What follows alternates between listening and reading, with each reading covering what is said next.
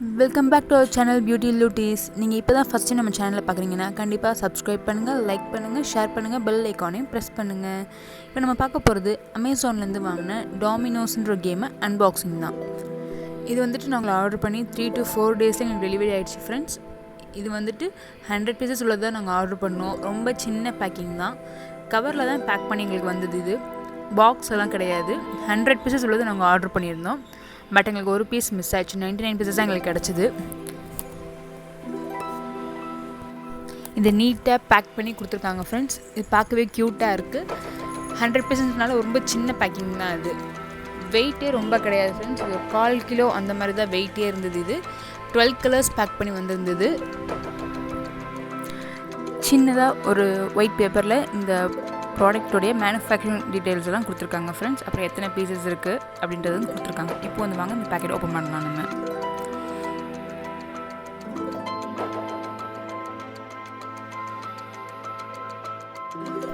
இது பார்த்திங்கன்னா இது எல்லாமே கரெக்டாக ஒரு 2 இன்ச்சு தான் ஃப்ரெண்ட்ஸ் இருக்குது. ஒரு விரல் நீளம் கூட இல்லை. இது ஃபுல்லாக பார்த்திங்கன்னா ஸ்கூல் பசங்க யூஸ் பண்ணுற எரேசர் சைஸில் தான் இருக்குது. Full and full wooden pieces. So இது சீக்கிரம் உடையாது, நல்லா இருக்குது ஃப்ரெண்ட்ஸ். இதில் வந்து 12 கலர்ஸ் வருது ஃப்ரெண்ட்ஸ். இதில் வந்து என்கிட்ட white, black, blue and rose இது 4 மட்டும் 5 பீசஸ் இருந்தது. ரெட்டில் ஒன்று மிஸ் ஆகிடுச்சு. ஸோ என்கிட்ட 99 பீசஸ் இருந்தது இந்த 12 கலர்ஸ்லேருந்து. இதை வச்சு அடுத்து என்னென்ன செய்யலாம், எப்படிலாம் அந்த கேமை விளையாடலாம் அப்படின்றத பார்க்கலாம்.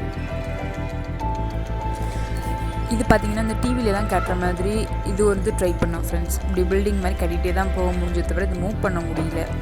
இது அந்தளவுக்கான ஸ்கொயர் டைப்பில் இல்லை. இது ரெக்டாங்கிள் அந்த மாதிரி தான் இருந்ததுனால இதனால் மூவ் பண்ண முடியல. ஸோ நார்மலாக அடிக்கிட்டே போயிட்டு குழந்தைங்களுக்கு சொல்லித்தரதான் முடிஞ்சுது.